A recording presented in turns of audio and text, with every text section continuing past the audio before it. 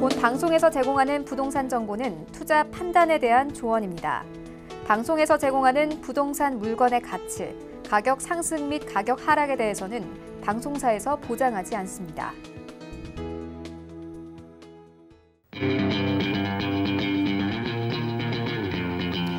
안녕하세요. 황금부동산투자 황부자 진행의 강주리입니다. 6.17 대책 이후 김포와 파주 등의 이 풍선효과뿐만 아니라 서울 집값도 상승하고 있는 것으로 나타났습니다. 규제 발표 직후 좀 한동안 관망을 보이다가 다시 상승세를 타던 이전과는 조금 사뭇 다른 분위기라고 하는데요. 아무래도 계속해서 추가 규제를 꺼내는 정부의 정책 기조에 이 수요자들이 지금이라도 집을 사야 한다고 좀 판단했기 때문으로 분석이 된다고 하니까 잘 참고해 보시고 황 부자와 함께 다양한 부동산 이야기 함께 해보시기 바라겠습니다. 방송 보시다가 궁금하신 점은 전화, 문자 언제든 열어놓겠습니다. 02-3153-2600번, 013-3366-0110번으로 많은 연락 부탁드립니다. 오늘 준비된 순서 본격적으로 출발합니다.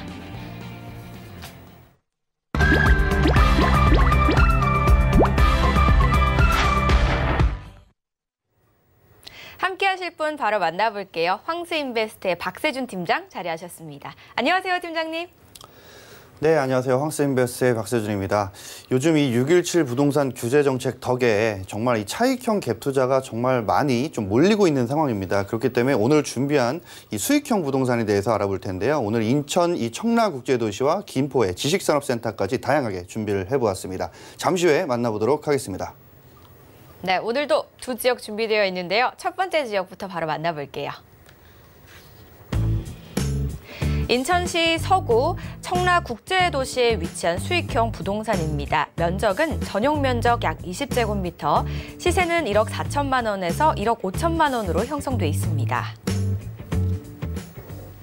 청라지구, 청라국제도시 많이 들어들 보셨죠? 저희가 첫 번째 지역은 청라국제도시로 한번 가보도록 하겠습니다. 가장 먼저 저희가 일단 지역 분석을 한번 해봐야 될 것 같아요. 바로 만나볼까요? 네, 이 청라의 이 국제도시, 바로 수익형 부동산 개요에 대해서 한번 만나보겠습니다. 위치는 인천시 서구 청라국제도시입니다.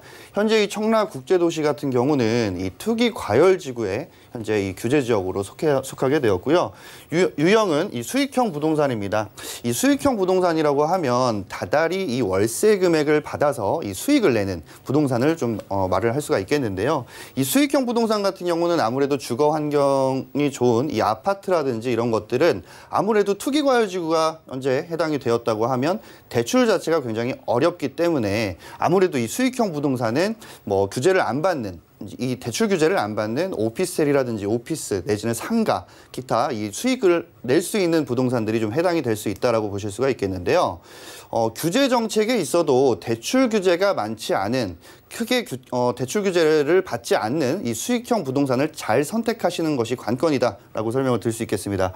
오늘 소개해드리는 이 수익형 부동산의 면적은 약 20제곱미터고요. 시세는 1억 4천에서 1억 5천만 원 정도를 보시면 될 것 같습니다. 입지는 현재 이 538만 평 규모의 굉장히 큰 규모의 청라지구 내에 위치를 하고 있고요. 현재 이곳은 업무단지 중심 상업지역이고요. 인구는 현재 10만 7천 명 정도가 된다고 합니다. 현재 뭐 자유경제구역 인천에 세 곳이 있죠. 바로 송도라든지 영종도 그리고 청라국제도시인데요. 현재 계획 인구가 9만 명이었다가 바로 이 인구가 10만 7천 명, 즉 목표 초과가 된 지역은 청라국제도시밖에 없다는 점 참고하시면 좋을 것 같고요.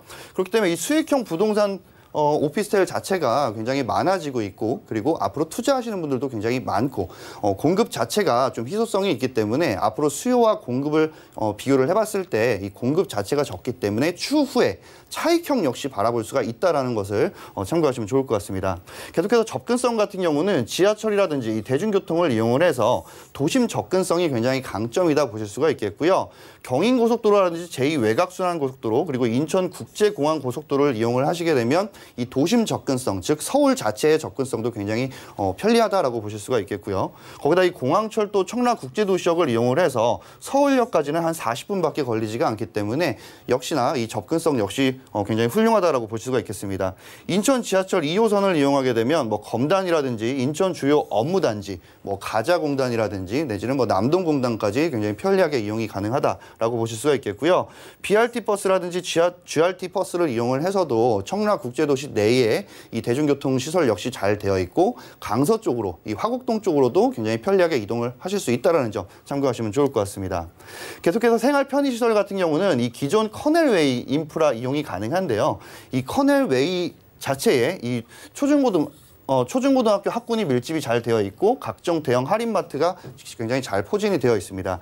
추가적으로 금융이라든지 메디컬, 학원과 식당과 영화관, 쇼핑몰 등 다양한 생활 인프라가 현재 완성형에 가깝다라고 말씀을 드릴 수가 있겠고요. 이곳의 개발 호재 같은 경우는 주변의 다수의 개발 호재로 인한 겹경사를 이루어서 현재 주거 공간뿐만이 아니라 모든 부동산에 대해서 수혜를 현재 받고 있다라고 설명을 드릴 수 있겠습니다. 잠시 후에 입지와 호재에 대해서 알아보도록 하겠습니다. 청라지구 내 중심 상업지역에 위치하고 있는 희소성을 가지고 있는 부동산이라고 하는데요. 위치도 굉장히 중요할 것 같아요. 도심 접근성도 굉장히 뛰어나다고요. 네, 현재 입지를 보시면 잘 아시다시피 현재 이 청라국제도시 안에 이 부동산 투자를 할 수 있는 것은 아파트가 굉장히 잘 밀집이 되어 있기 때문에 기존에는 차익형이라든지 아파트 투자를 좀 많이 하셨다라고 보실 수가 있겠는데요.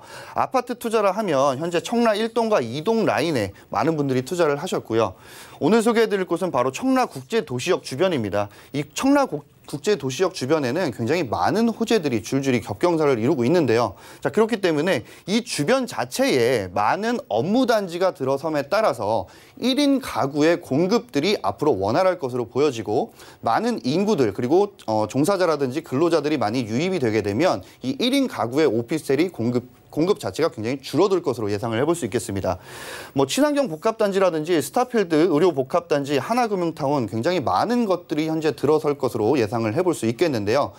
들어서는 인구만 해도 앞으로 10만 명이 넘는 인구가 들어오게 되고 종사자 수만 해도 7만 명이 넘게 되기 때문에 앞으로 이런 종사자 수의 1인 가구 비율 20~30%만 비중을 둔다고 해도 이 1인 가구의 공급률 자체가 굉장히 희소성으로 남을 수밖에 없다라고 설명을 드릴 수 있겠습니다.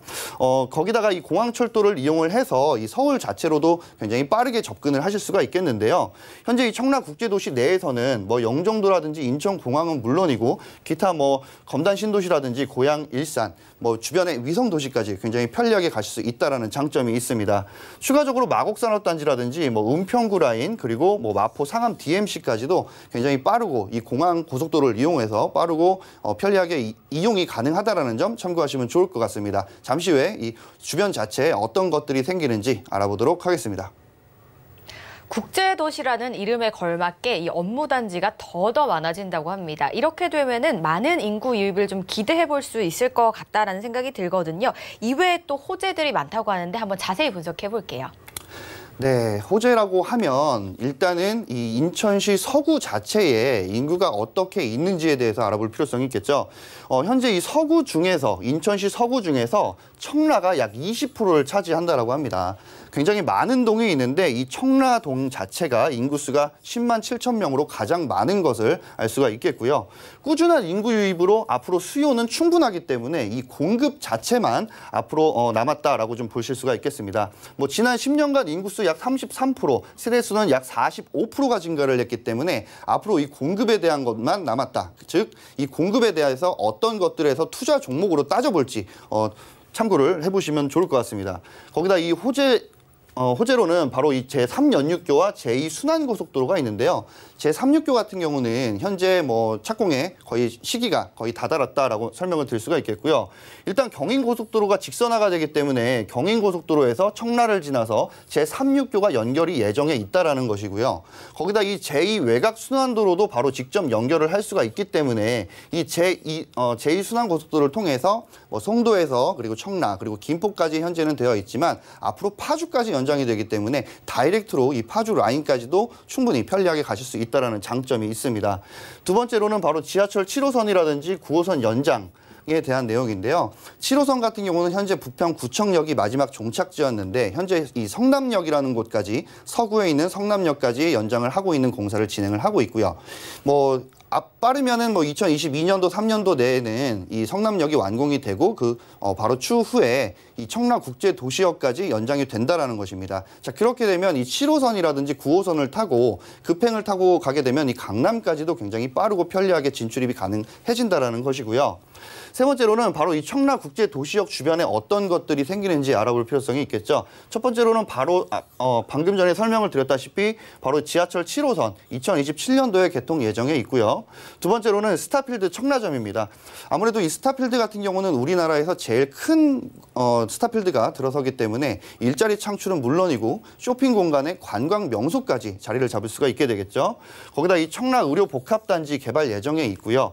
거기다 이 하나금융타운, 현재 뭐 1단계로는 데이터 센터가 완료가 되어 있고 거기다 2단계로는 글로벌 인재 개발원, 거기다 3단계 본사 이전까지 앞으로 굉장히 많은 호재들이 있기 때문에 이 종사자라든지 근로자, 많은 사람들이 인구가 유입이 될 것으로 볼 수가 있겠습니다. 거기다 친환경 복합단지까지 들어서기 때문에 이 주변 자체에는 정말 1인 가구 공급률 자체가 굉장히 저하가 된다라고 설명을 드릴 수가 있겠고요. 네 번째로는 바로 이 코스트코와 시티타워에 관한 내용인데요.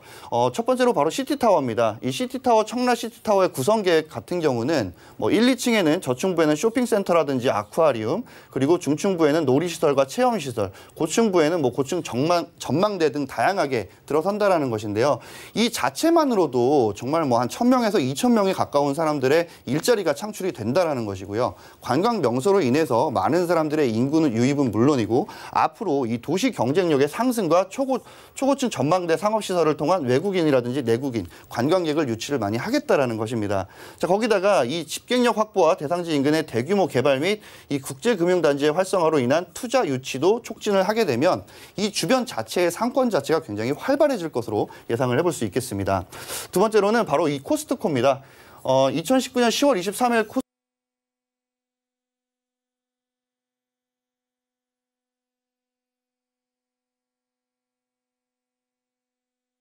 을 만나서 적극적으로 이 유치를 하겠다라는 의지를 밝혔다라고 합니다. 자, 그만큼 코스트코가 앞으로 들어오게 됐을 경우에 추후에 이 쇼핑 문화라든지 이런 것들이 더욱더 발전을 하게 되고 지역적인 네임밸류 역시 굉장히 높아질 것으로 예상을 해볼 수 있겠습니다.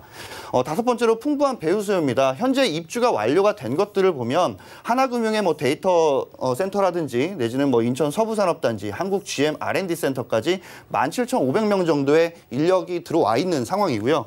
추후에 입주 예정에 대한 많은 기업들, 즉 업무 단지나 이런 기업들이라든지 대기업 회사들을 통해서 들어올 이 인구 자체가 55,500명, 즉 통계를 내보면 한 73,000명 정도가 들어온다고 합니다. 자, 이 많은 종사자 수에 한 20% 내지 30% 정도의 1인 가구 비중을 둔다라고 하면 이 주변 자체로 해서 1인 가구의 공급률 자체가 낮기 때문에 앞으로 수요는 많아질 수밖에 없게 됩니다. 자, 그렇게 되면 임대 금액은 높아질 뿐더러 앞으로 주변 자체가 굉장히 활성화가 되고 이후에 입주 기업까지 다 들어오게 되면 추후에는 오피스텔 자체가 만들어지게 되면 가격적으로 굉장히 높게 형성이 된다는 것입니다. 자, 그렇게 되면 지금 자체적으로 이 부동산 가격 자체가 조금 더 저렴할 때 수익형 부동산으로 조금 더 저렴하고 대출 규제를 받지 않았을 때 이 대출 레버리지를 통해서 수익률 자체를 좀 더 높일 수 있다라고 할 때 지금 자체만으로도 이 과감하게 투자를 해보시면 어떨까 싶습니다. 잠시 후에 이 체크 포인트와 가격에 대해서도 만나보도록 하겠습니다. 네, 꾸준한 인구 유입으로 수요 탄탄하고요. 그리고 자차 이동, 대중교통 이용이 더욱더 용이해진다는 점 저희 잘 들어봤습니다. 이번에는 체크 포인트 한번 짚어볼게요. 네, 이 청라국제도시 같은 경우는 굉장히 많은 개발 호재들이 있기 때문에 이 개발 호재로 인한 집값 상승, 뭐 오피스텔이라고 해서 주거를 못하는 것이 아니죠. 그렇기 때문에 집값 상승에 대해서 실거래가를 항상 체크를 해보셔야 됩니다. 현재 이 아파트가 밀집이 되어 있는 곳 자체들은 굉장히 많은 금액이 올랐습니다. 하지만 이 청라국제도시역 주변에 1인 가구, 즉 오피스텔이라든지 오피스의 가격은 아직 오르지가 않았는데요. 이유는 2023년에서 2024년도에 완공되는 것들이 굉장히 많다라는 것입니다. 자, 그렇기 때문에 하루빨리 선점을 해보시는 게 어떨까 싶고요. 두 번째로는 오피스텔 시세 확인을 좀 해보시면 좋을 것 같습니다. 앞서 설명을 드렸다시피 아파트가 밀집이 되어 있는 곳에도 오피스텔이 존재합니다. 하지만 그곳 자체에는 굉장히 많은 금액이 올라가 있기 때문에 현재 뭐 오피스텔 기준 정도의 평균 시세가 뭐 1억 8천에서 9천 정도가 넘어섰다라고 합니다. 자, 그렇기 때문에 청라 자체의 오피스텔 시세 확인을 꼭 한번 해보시길 바라겠고요. 세 번째로는 그 오피스텔 자체가 어디서 짓는지, 즉 브랜드 평판이라든지 시공 능력 등 순위가 높은 부동산을 잘 채택을 해보시면 좋을 것 같습니다. 뭐 주변을 좀 말씀을 드리자면 주변 지역에 뭐 사의 이 오피스텔 같은 경우도 이 수익형만 바라보는 게 아니라 추후에 매도를 했을 경우에 차익형까지 바라봤다는 그런 관례가 있기 때문에 브랜드 평판, 시공 능력 등 순위가 높은 부동산 꼭 채택을 해보시길 바라겠고요. 네 번째로는 수익형 부동산 중 프리미엄이 붙을 수 있는지를 꼭 체크를 해보시길 바라겠습니다. 세 번째에서 제가 말씀을 드렸다시피 수익형은 수익형대로 다달이 내가 수익을 가져가면서 나중에 매도를 했을 때 그만큼의 프리미엄 피를 받을 수 있는지를 잘 체크를 해보시면 좋을 것 같습니다. 알짜 체크 포인트였던 것 같아요. 꼼꼼하게 좀 메모해 놓으시고요. 이번에는 저희가 매매 전략 한번 세워보도록 하겠습니다, 팀장님. 네, 현재 이 청라국제도시역 주변의 원룸, 오피스텔 내지는 1.5룸, 투룸, 투룸 정도는 좀 더 가격이 높아지겠지만 원룸을 좀 평균으로 들자면 현재 시세는 1억 4천에서 1억 5천만 원, 전세를 냈을 때는 1억 2천만 원입니다. 자, 부가세 환급은 전세를 냈을 때는 없겠죠. 이유는 전입을 해야 되기 때문에 주택임대사업자를 내셔야 되기 때문입니다. 자, 그렇게 되면 실투자금 2천에서 3천만 원 정도를 보시면 될 것 같고요. 오늘 소개를 해드리는 것이 바로 수익형 부동산이기 때문에 관심을 갖고 보시자면 바로 이 월세를 했을 때 임대금액 보증금 1,000만 원에서 월 55에서 60만 원 정도 받으실 수 있을 것으로 예상을 해볼 수 있겠습니다. 대출 금액 같은 경우는 아무래도 규제 지역이지만 대출 규제를 받지 않는 부동산 투자 종목이기 때문에 이 대출 금액은 8,400에서 9천만 원 정도 보시면 되겠고요. 이 자체적으로 일반 임대 사업자를 내실 수밖에 없기 때문에 1억 4천에서 1억 5천 정도의 부가세 환급은 900만 원 정도 예상하시면 될 것 같습니다. 자, 그렇기 때문에 실투자금 3,700에서 4,100만 원 정도를 예상하시면 될 것 같습니다. 실투자 금액까지 모두 만나보셨는데요. 혹시 청라국제도시에 관련해서 더 궁금하신 점은 02-3153-2600번과 013-3366-0110부 활짝 열려 있으니까요. 언제든지 연락 주시기 바라겠습니다. 다음 지역도 바로 만나볼게요. 경기도 김포시 구례동 김포 골드라인 양촌역 역세권에 위치한 지식산업센터입니다. 전용 면적은 약 46제곱미터고요. 시세는 1억 6천만 원에서 1억 7천만 원으로 형성돼 있습니다. 이번에 김포시로 가볼게요. 김포는 골드라인으로 인해서 가치도 좀 올라가고 있다고 하고요. 그리고 이번 대책에 좀 풍선 효과를 톡톡히 보고 있는 지역인 것 같거든요. 일단 이 추천 포인트 한번 짚어보겠습니다. 네, 두 번째 지역 바로 김포시 구례동 지식산업센터에 대해서 알아보도록 하겠습니다. 위치는 김포시 구례동 구례지구 안에 있고요. 유형은 지식산업센터입니다. 지식산업센터에 대해서 잘 모르시는 분이 있기 때문에 잠시 후에 좀 더 자세하게 알아보도록 하고요. 면적은 전용 약 46제곱미터, 시세는 1억 6천에서 1억 7천만 원 정도를 보시면 될 것 같습니다. 현재 이 지식산업센터의 추천 포인트에 대해서 잠시 알아보도록 하겠습니다. 일단 6.17 부동산 규제에 따라서 수익형 부동산 가치가 굉장히 상승을 하고 있습니다. 규제는 규제고요. 거기다가 이 대출 규제라든지 이런 것들이 없기 때문에 소액으로 높은 수익률 창출이 가능하다라는 점이고요. 세 번째로는 종합부동산세라든지 취득세, 법인세 등 많은 세금 혜택으로 리스크를 최소화할 수 있다는 점입니다. 현재 많은 기업들이 현재 김포로 많이 이동을 하고 있죠. 이유는 과밀억제 권역이 아니기 때문에 이렇게 취득세라든지 법인세 등 많은 세금 혜택으로 리스크를 최소화할 수 있다는 점 참고하시면 좋을 것 같고요.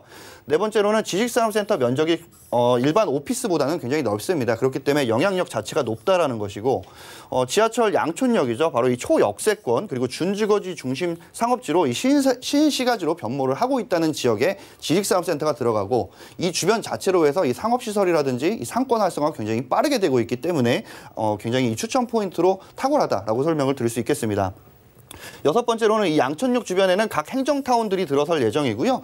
이후에 이 주변에 회사들이 많이 들어선과 동시에 1인 가구 수요가 굉장히 높아질 것으로 예상을 해볼 수 있겠습니다. 회사 설립자, 즉 임차인 입장에서 이 회사 설립자 같은 경우에는 많은 혜택이 있기 때문에 되도록 이 공실 리스크 자체가 굉장히 줄어들 수밖에 없다라고 설명을 드릴 수 있겠습니다. 잠시 후에 입지역 호재에 대해서 만나보도록 하겠습니다. 네, 다른 일반적인 이 부동산에 비해서 혜택도 좀 많이 있는 것 같고요. 그리고 실거주까지도 가능하다고 하니까 추천해주신 8개 포인트 한번 잘 살펴보시기 바라겠습니다. 이번에 위치가 김포죠. 입지 분석 한번 해볼게요. 네, 현재 이 구례역과 양촌역 사이에는 바로 이 중심상업시설이 현재 되어 있고요. 거기다 이 지식산업센터 공급 지역이 자그맣게 있습니다. 이 주변 자체로는 뭐 양촌산업단지라든지 하군산업단지, 기타 이런 주요 산업단지들이 주변에 있기 때문에 풍부한 이 수요 자체가 굉장히 많다라는 것을 알 수가 있겠죠. 거기다 이 구례지구에는 뭐 28,000세대 그리고 양곡지구 5,200세대 등 다양한 굉장히 많은 이 주거 환경들 역시 있기 때문에 일자리 창출이 많아지면 많아질수록 인구 유입은 앞으로 더 늘어날 것으로 예상을 해볼 수 있겠습니다. 일단 기반 시설 자체로는 한강 신도시 최대 중심 산업지입니다. 거기다 이 주거지 인접이기 때문에 기반 시설이 굉장히 많다라고 보실 수가 있겠고요. 거기다 이 배후 수요 같은 경우는 김포 골드밸리 그리고 항공산업단지, 검단산업단지 앞서 설명을 드린 대로 이 대곡면 통진면에 기업체들이 굉장히 많다라는 점을 알 수가 있겠습니다. 현재 이 한강 신도시 내에는요, 이 위락시설이라든지 일종시설들이 들어올 수가 없고요. 단 이 구례역에서 양촌역 사이에 중심 상업시설 안에만 들어올 수 있다는 점을 봤을 때 각종 인프라가 굉장히 잘 형성이 되어 있다고 보실 수 있겠습니다. 뭐 지식산업센터를 아시는 분들은 아시겠지만 잘 모르시는 분들께 말씀을 드리자면 지식산업센터가 예를 들어서 뭐 10개가 있으면 이렇게 인프라가 좋고 역세권까지 되어 있는 곳은 한 개조차도 없다라는 것이죠. 그만큼 인프라 자체가 굉장히 좋다라는 것을 말씀을 드리는 것이고, 이 구례지구 자체에는 굉장히 많은 상업시설들이 있기 때문에 기업 역시 많이 들어오고 그만큼 일반인들도 투자를 할 수 있고 기업 상대로 해서 투자로 인해서 많은 수익률을 창출을 할 수 있다는 것이 관건입니다. 잠시 후에 이 호재와 이슈에 대해서 만나보도록 하겠습니다. 네, 현재 이 중심 상업 지역으로 좀 변모하고 있는 곳에 위치를 하고 있어서 입지 역시 뭐 나쁘지 않을 것 같다라는 생각이 들었고요. 또 요즘 지식산업센터가 굉장히 좀 많이 나오고 있잖아요. 어떤 유형인지도 궁금해하실 것 같고 주변의 이슈까지 한번 같이 설명해 주시죠. 네, 이 지식산업센터라는 것을 많이 생소하다라고 좀 말씀을 하시는 분들이 굉장히 많은데요. 현재 이 지식산업센터에 대해서 좀 알아보자면 정부에서 공장이라든지 사무실, 창고 등을 이용을 해서 사업체를 운영하는 사업자에게 국가에서 혜택을 주기 위해 만든 아파트형 공장의 새로운 이름입니다. 자, 이 내용을 보셨을 때 나는 아니겠네? 라고 하시는 분들이 많을 겁니다. 이유는 사업자이기 때문인데요. 하지만 일반인들도 분명히 투자를 할 수 있습니다. 사업자 자체를 내시면 충분히 이 투자 자체를 하실 수 있다는 것이고, 다양하게 사업체를 운영해야지만 하실 수 있는 것이 아니라 일반인도 투자를 하실 수 있다는 점 참고하시면 좋을 것 같습니다. 계속해서 이 지식산업센터의 장점을 좀 알아보자면 첫 번째로 대출 규제가 없습니다. 자, 그렇기 때문에 1금융 담보대출의 감정가의 약 80% 대출이 가능하고 2금융에서는 90%까지 대출이 가능하기 때문에 이 투자 비용 자체가 굉장히 적다라고 보실 수가 있겠습니다. 최소 비용은 1,000만 원에서 2,000만 원인데 2금융에 대해서 감정가가 들어가게 돼서 90%의 대출을 받게 되면 1,000만 원 이하까지도 투자를 하실 수 있다는 것이고요. 거기다 이 주택수에는 포함이 되지 않고 바로 임대 수익률이 일반 오피스텔이라든지 주택보다는 월등히 높다라는 점을 보실 수가 있겠습니다. 자, 저금리 시대에 대출 레버리지를 잘 활용하게 되면 이 수익률 자체가 굉장히 높아질 수밖에 없다라는 것이고요. 공급 제한으로 인해서 이 희소성이라든지 안정성, 용도 제한으로 들어서기 때문에 같은 지역에 많은 건물이 들어설 수가 없습니다. 자, 그렇기 때문에 아무래도 희소성은 높아지게 되고 이 기업 자체들이 많이 들어오게 되기 때문에 이 기업들이 들어와서 이 전출입 자체가 굉장히 쉽지가 않기 때문에 오랫동안 이 안정적인 임대를 예상을 해볼 수가 있겠습니다.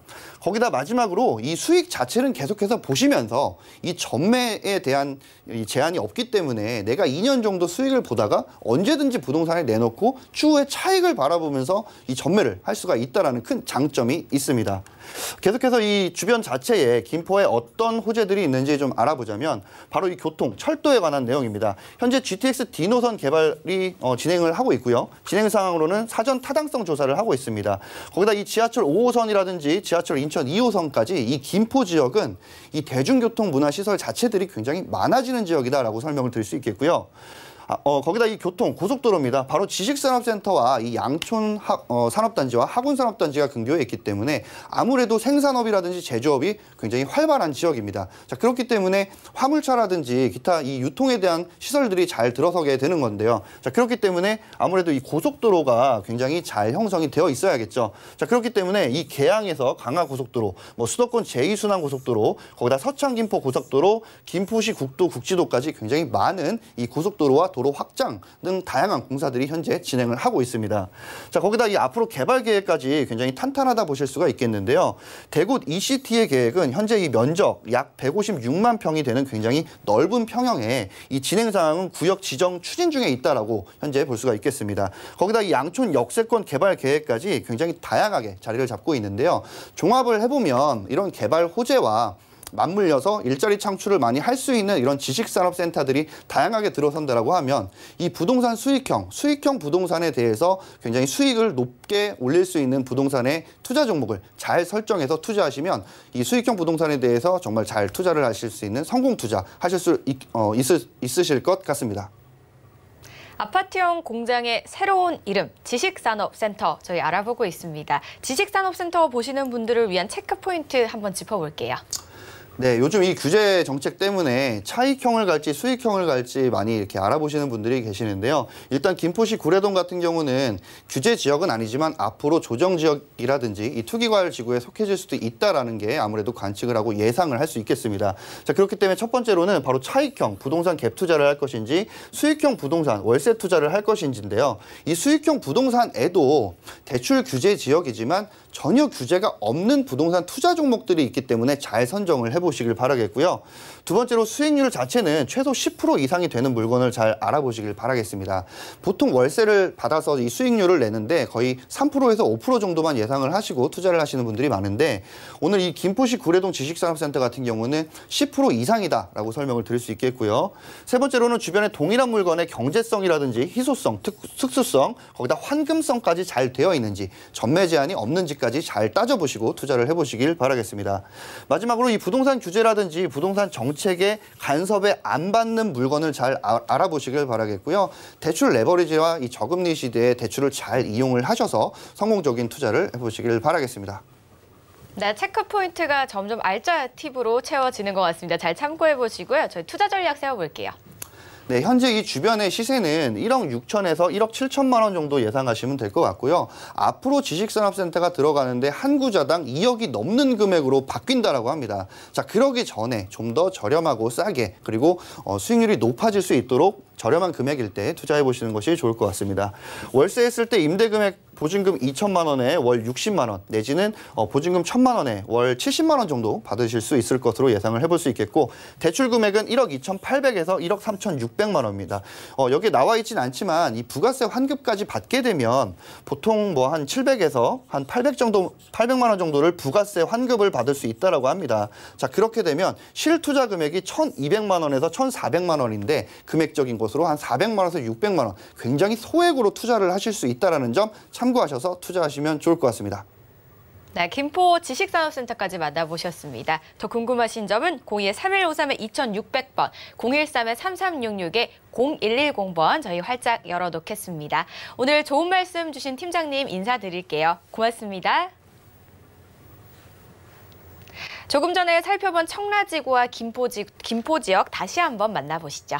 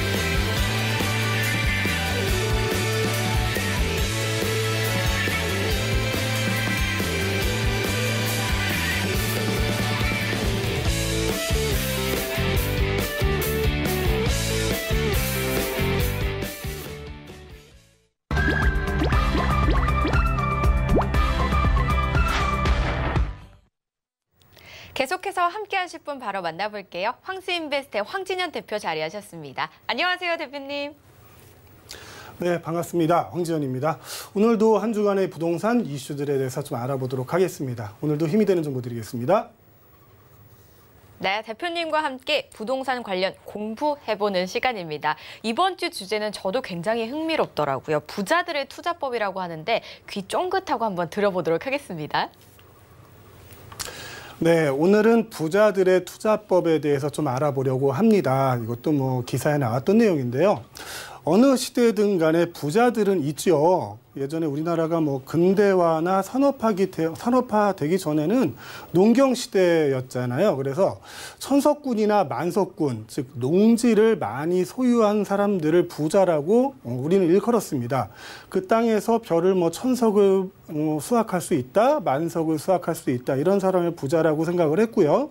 그래서 뭐 귀족들이 토지 겸병도 하고 이렇게 일반 서민들을 못 살게 굴었던 그런 역사들도 있는데, 우리나라가 이제 산업화되고 근대화되면서 기존에 부동산을 많이 소유하고 있던 부자들 말고 다른 부동산 부자들이 생겨납니다.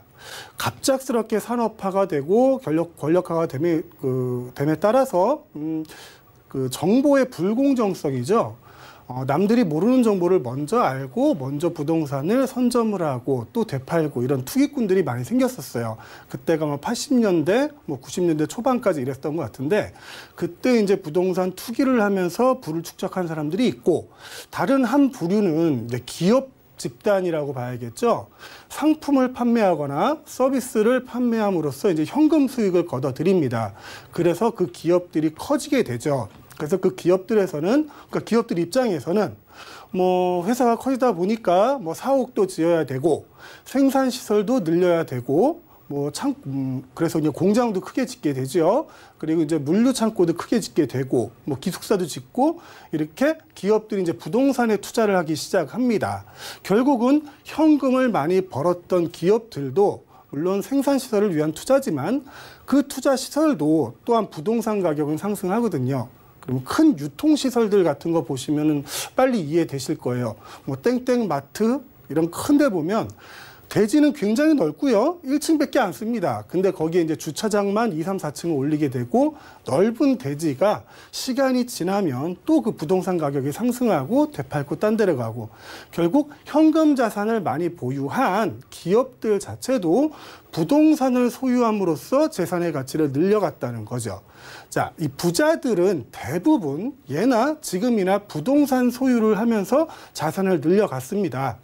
그게 그럴 수밖에 없는 게, 제가 그림은 잘 못 그리는데 한번 그려볼게요. 우리나라 지도를 이렇게 한번 그려볼게요. 비슷한가요? 자, 여기는 이제 중국하고 맞닿아 있죠. 그리고 우리나라는 삼면이 바다입니다. 기본적으로 삼면이 바다고요. 전 국토의 70%는 임야입니다. 자, 임야, 산속에서 이제 집을 짓고 살기는 힘들잖아요.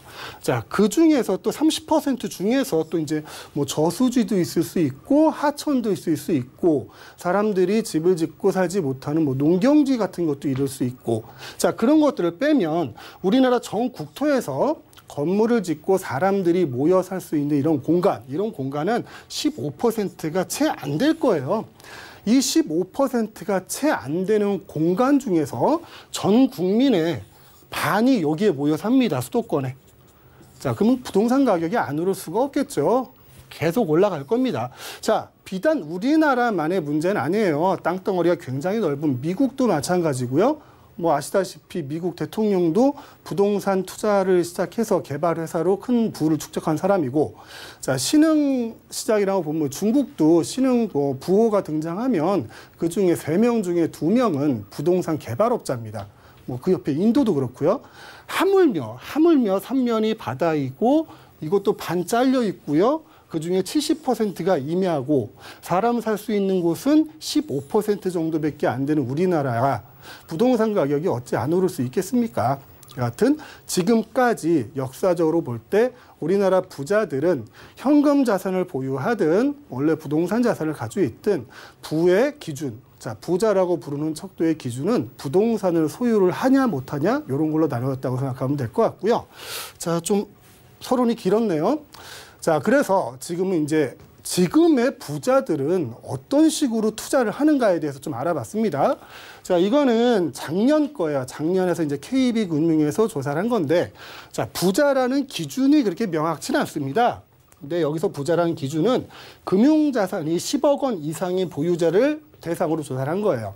자, 금융자산이 10억 원 이상이라는 거는 내가 바로 현금화할 수 있는 자금이 10억 원 이상이란 얘기겠죠. 그분들을 가지고 조사를 했는데, 자, 부자들이 꼽은 장기 유망 투자처 1위는 빌딩이나 상가였다. 자, 빌딩이나 상가라 그래서 뭐 거대하게 뭐 몇백억, 몇천억 이런 거 아니고요. 저번 시간에 제가 말씀드렸는데 잠깐 꼬마 빌딩 같은 거예요. 꼬마 빌딩이라는 기준이 좀 모호한데 대부분 한 50억 이하의 5층 이하, 그리고 개인이 소유하기 편한, 너무 규모가 큰 빌딩 같은 경우는, 업무용 빌딩 같은 경우는 법인이 소유하는 게 맞을 거예요. 그래야 회계 처리도 하기 쉽고 관리도 쉬울 테니까. 여기서 말하는 이제 꼬마 빌딩이나 상가. 자, 꼬마 빌딩의 종류도 참 여러 가지가 있었죠. 그 통틀어서 꼬마 빌딩 하면 얘기하는데, 일단 뭐 사무실로만 쓸 수 있는 오피스 빌딩이 있었고요. 그리고 상가로만 되어 있는 상가. 그리고 상가하고 주택하고 같이 되어 있는 상가주택. 그리고 여러 세대가 모여 사는 다가구 주택. 다가구 주택도 꼬마 빌딩 범주 안에 들어가고요. 또 우리가 아는 빌라 있잖아요. 총 한 8세대 정도 되는 이 빌라. 이 빌라도 한 명이 소유를 하게 되면 이것도 꼬마 빌딩의 범주에 들어갈 수 있습니다. 이런 게 전부 다 수익형 부동산이거든요. 자, 이런 꼬마 빌딩이 부자들이 꼽은 장기 유망 투자처 1위랍니다. 자, 부자들의 총 자산 포트폴리오를 한번 살펴봤어요. 이 부자들은 재산이 어떤 식으로 형성이 돼 있나? 그중에 61.6%가 부동산 자산이었어요. 자, 금융자산은 35%밖에 안 됩니다. 내 재산이 10억이 있다 그러면 6억 1천만 원은 부동산 자산이었다는 거죠. 그만큼 부동산이 안정적이고 가치 상승 확률도 높은 투자처였다는 얘기입니다. 자, 자산 중 부동산 자산 포트폴리오를 봤어요. 부동산 자산만 보는 겁니다. 금융자산 뺐고요. 자, 그 중에서 빌딩하고 상가가 1위였습니다. 24.8%. 그 다음이 거주의 주택, 그리고 거주주택, 토지 임야로 나눠지는데 이거는 2019년 조사예요. 19년 조사인데 만약에 이전에 조사를 했다면 좀 결과가 달랐을 것 같아요. 자, 빌딩하고 상가가 아마 2위쯤 했을 거고요. 이 거주의 주택이 1위였을 것 같습니다. 예전에는 아파트가 최고의 투자처였어요. 가장 안전하고 가격도 많이 오르고 황금성이 제일 좋았어요. 내놓으면 빨리빨리 팔릴 수 있는 그 황금성이 제일 좋아서, 그러니까 1가구 2주택자 이상들이죠. 지금 말하면 이제 거의 투기꾼으로 몰리고 있는 다주택자, 이분들이 부동산 자산을 많이 가지고 있었던 거죠. 그 부동산 자산 1위가 아마 아파트였을 텐데 19년에 조사를 하니까 자, 빌딩하고 상가가 1위가 됐습니다. 그만큼 지금 주거용 주택에 대해서는 규제가 많이 가해지다 보니까 그만큼 투자의 메리트가 떨어진다고 봐야겠죠. 다만 금액적인 문제, 경제적인 문제로의 메리트가 떨어지는 건 아닐 거예요. 사회적으로 내가 사는 집 외에 다른 집을 가지고 있으면 그냥 투기꾼이 돼버립니다. 현재 뭐 이렇게 조장되고 있으니까요. 그리고 내 집이 9억이 넘어가는 고가주택이 되면 또 투기꾼이 돼요. 나는 가만히 있었는데 가격이 올라간 건데. 뭐 이런 식으로 지금 규제가 많이 가해지다 보니까, 그리고 사회적 인식이 변하다 보니까 수익형 부동산인 빌딩과 상가 쪽으로 자산가들의 눈이 많이 돌아가고 있다. 많이 그쪽을 찾고 있다.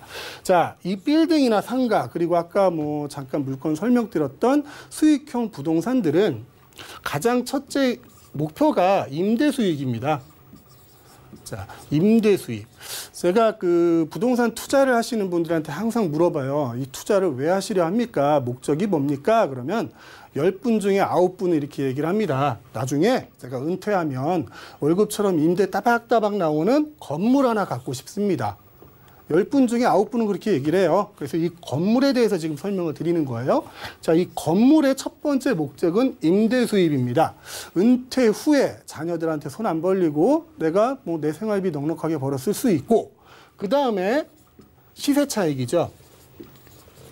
자, 이 시세 차익이 상가 건물에 대해서 뭐 이렇게 중요하게 느껴지지 않으실 분들도 계실 거예요. 근데 이 상가 건물, 이 꼬마 빌딩 같은 경우는 지어질 수 있는 자리가 굉장히 한정적입니다. 그리고 대부분의 건물이 그 땅에서 질 수 있는 용적률을 최대로 올려서 짓는 그런 건물들이에요. 그러다 보니까 다른 지역에 그와 비슷한 건물들, 즉 대체할 수 있는 대체재가 나오기 힘듭니다. 그만큼 희소성이 높아진다는 얘기죠. 그러면 시세 차익은 점점 더 커지겠죠. 근데 시세 차익이 그냥 생기는 건 아니에요. 이 상가 건물을, 꼬마 빌딩을 내가 만들어야 됩니다. 어떻게? 임차인이 잘 들어올 수 있게. 그걸 우리는 리모델링이라고 부릅니다. 한번 지어놓고 30년, 40년 그대로 가져 있으면 그 건물은 감가상각이 되기 때문에 건물 가격은 계속 떨어지게 돼 있는 거예요. 다만 땅값만 올라가게 돼 있는 거죠. 근데 리모델링을 통해서 그 건물 자체의 값어치를 올려야 됩니다. 그게 꼬마 빌딩 투자의 핵심인 거죠. 자, 다음 장을 보시면 꼬마 빌딩 가치를 올리는 리모델링 방법이에요. 가장 일반적인 거예요. 가장 일반적인 거. 자, 옛날에 지은 건물들, 뭐 4층, 5층짜리 건물들은 대부분 계단이었어요. 계단으로 올라가는 거죠. 짐 한 번 옮길래 그냥 땀 뻘뻘 흘리고 화장실 한번 가려면은 참 힘들게 찾아가고 그런 데였는데 여기서 엘리베이터를 설치하면 됩니다. 엘리베이터가 뭐 규모에 따라 좀 다르겠지만 일반적으로 한 5층짜리 올라가는 한 8명 정도 탈 수 있는 엘리베이터다 그러면 한 3천에서 4천만 원 정도면 설치가 가능합니다. 자, 이 엘리베이터를 설치하냐 아냐는 어떤 차이를 가져올 수 있냐면 임차인을 어떻게 맞을 수 있냐가 바뀌는 거예요. 자, 엘리베이터가 있는 건물, 깨끗한 건물 그런 곳에선 대부분 대규모의 임차인이 들어와요. 번듯한 임차인이라고 말할 수 있죠. 사무실도 들어갈 수 있고 자재로 옮기기 편할 수도 있고 또 상가가 들어온다고 해도 손님을 많이 맞이할 수 있는 그런 조건을 가진 임차인이 들어오게 됩니다. 자, 임차인이 소득이 증대되면 어떤 게 올라갈까요? 임대료가 올라가겠죠. 임대료. 자, 내가 엘리베이터를 설치해서 건물의 값어치를 올려놨더니 임차인이 더 좋은 사람이 들어와요. 현재 임차인보다. 그랬더니 임대료도 올라가요. 꼭 먹고 알 먹고죠. 이것도 건물 값어치를 올리는 가장 기본적인 거예요. 자, 두 번째 같은 경우는 뭐 1층 외벽 제거 및 뭐 통유리 교체 이런 건데 리모델링을 하면서 뭐 예를 들면 가로수길을 예를 들 수 있을 것 같아요. 옛날에 가로수길은요, 뭐 철물점이나 세탁소 이런 거 있는 그냥 평범한 길이었어요. 평범한 길이었는데 임차인들이 다니면서 거기서 이제 커피숍을 할 수 있거나 카페를 할 수 있는 곳을 찾는 거예요. 그러다 보니 임대인이 리모델링을 합니다. 리모델링이 이렇게 외벽을 제거하는 거예요. 주택으로 돼 있던 외벽이 있을 거 아니에요. 그걸 제거하고 통유리 이런 식으로 교체를 했더니 거기에 임차인이 뭐 커피숍이라든가 카페라든가 젊은이들이 많이 올 수 있는, 즉 수익을 많이 내고 깨끗한 거리를 만들 수 있는 임차인이 들어오더란 얘기입니다. 물론 안전진단 및 뭐 그런 구조 보강은 필요하겠죠. 이런 거는 기본으로 한다 치고 이러다 보니 또 임대료는 올라가겠죠. 임대료 올라가고요. 임대료가 올라간다는 건물 값어치도 상승한다는 얘기입니다. 자, 사선형 건물 위층부 면적 확대. 이 옛날 건물도 보면 이제 삐딱한 건물 있잖아요. 지붕이 삐딱하게 내려온 것들. 그런 걸로 뭐 1층으로 평평하게 확대를 하면은 그만큼 사용 면적이 늘어날 수 있을 거고요. 이게 좀 중요한데 화장실 개보수. 이건 꼭 필요한 거거든요. 대부분 한 30년, 한 20년만 넘어가도 화장실이 되게 지저분합니다. 근데 손님들이 임차인을 두고 임차인은 거기서 영업을 할 것이고요. 그 영업을 하는 손님들이 화장실이 지저분하면 잘 안 오겠죠. 물론 독립된 공간으로 사용하는 임차인은 자신들이 인테리어를 하겠지만 공용으로 사용하는 곳은 꼭 화장실 개보수를 하셔야 된다는 거. 그리고 이게 가장 좀 중요한데요. 그 건물이 관리가 잘 돼 있는 건물인가 아닌가는 옥상 올라가 보시면 알아요. 대부분. 자, 옥상의 방수 처리가 어떻게 되어 있는지를 보시면 그 건물의 관리 상태를 대부분 볼 수 있습니다. 그래서 건물을 매입을 하시더라도 나중에 꼭 리모델링 할 때 옥상의 방수 공사 꼭 하셔야 된다는 거. 자, 이거는 전부 다 임차인에게 좋은 얘기죠. 임차인한테 좋은 얘기입니다. 임대인이 돈을 들여서 임차인한테 좋은 얘기인데 임차인한테 좋으면 당연히 임대료가 올라갈 것이고요. 임대료가 올라간다는 거는 수익형 건물의 값어치가 올라간다는 얘기입니다. 자, 꼬마 빌딩에 투자하는 거 지금 현 상태로 내가 이 상태로 내가 사두면 돈이 되겠지. 이거 아니에요. 사서 이런 노력들이 필요한 겁니다. 그리고 그 주변의 임차인들 상황을 보시고 그 상권에 맞게 리모델링을 하셔야 돼요. 그런 상권들도 분석하는 게 꼭 필요합니다. 자, 지금까지 이제 부자들의 투자법에 대해서 한번 알아봤어요. 그 중에 대표적인 물건이 꼬마 빌딩에 대한 얘기고요. 이 꼬마 빌딩을 구입하고 싶다 그래서 다 구입할 수 있는 건 아니잖아요. 자금력도 필요할 것이고 또 그 주변의 상권 분석도 필요할 것이고 또 리모델링을 해야 되는데 어떤 업체에 맡겨야 금액이 어느 정도 산정되는구나 이런 것도 필요할 것이고요. 자, 그 얘기는 방송에선 다 못 드립니다. 굉장히 긴 얘기거든요. 자, 이 꼬마 빌딩에 관한 얘기, 또 수익형 부동산에 관한 얘기, 또 그 종잣돈을 만들어가는 얘기 전부 다 세미나에서 진행하니까 세미나 신청하시고 꼭 한번 와보세요. 근데 예약은 꼭 필수입니다. 자, 첫 번째는 부동산 부자들의 투자법에 대해서 알아봤고요.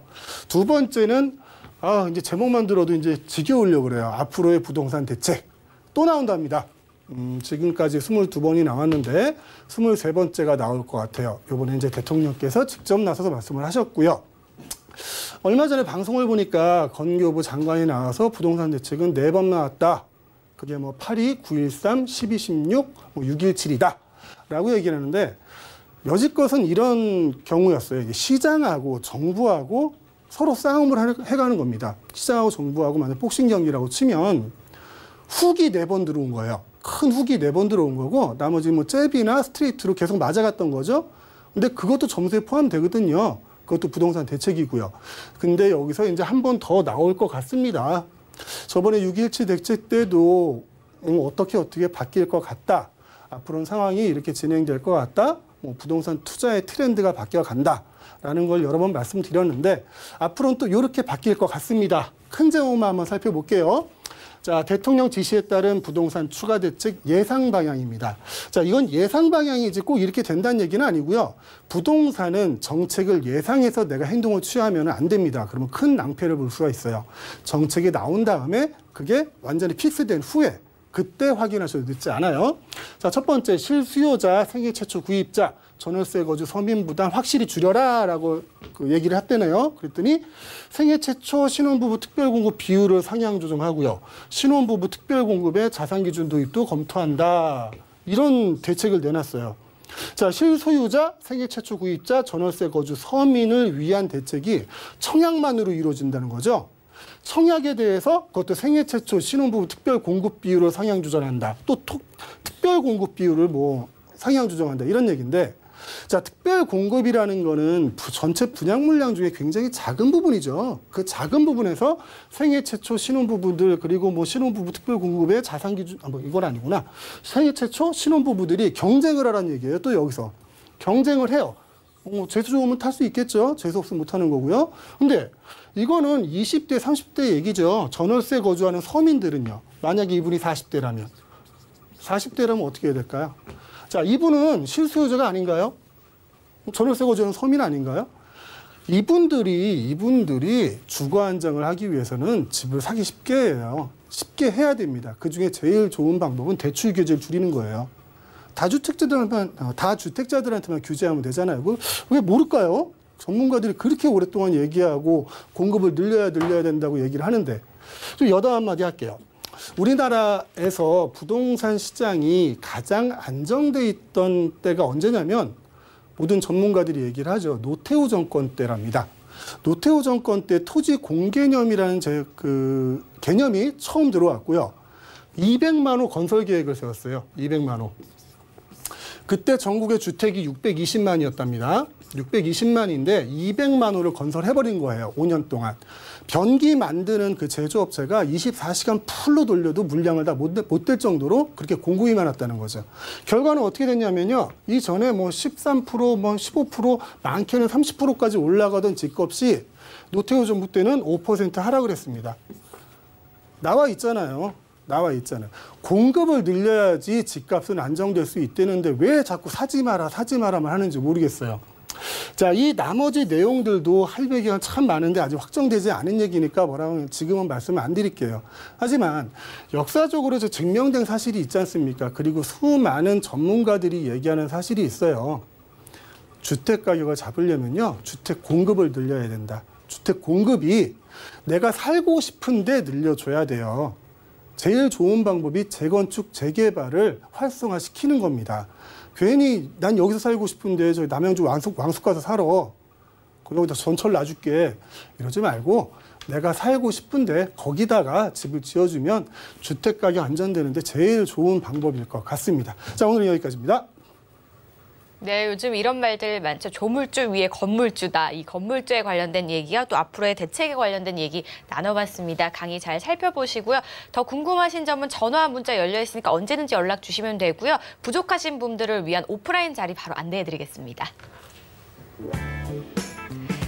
네, 6.17 부동산 정책 두렵지 않다. 어떻게 하면 조금이라도 빨리 건물주가 될 수 있을지라는 주제로 매주 토요일 오후 2시부터 김포 골드라인 구례역 4번 출구 인근에서 진행이 된다고 참석 희망하시는 분들은 02-3153-2600번으로 전화 주신 후에 참석해 주시면 됩니다. 황진현 대표와 함께 오늘 다양한 이야기 나눠봤습니다. 좋은 말씀 주신 대표님 인사드릴게요. 고맙습니다. 저희 방송에서 제공하는 정보는 투자 판단에 대한 조언일 뿐 해당 부동산의 가치와 수익률을 보장하지 않습니다. 황부자 방송 끝난 이후에도 다시 보기 가능하시고요. 전화, 문자 언제든지 열려 있으니까요. 많은 연락 주시기 바랄게요. 저희가 준비한 소식은 여기까지입니다. 시청해주신 여러분 고맙습니다.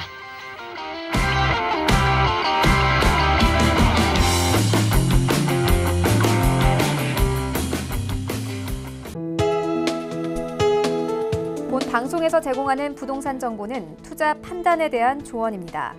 방송에서 제공하는 부동산 물건의 가치, 가격 상승 및 가격 하락에 대해서는 방송사에서 보장하지 않습니다.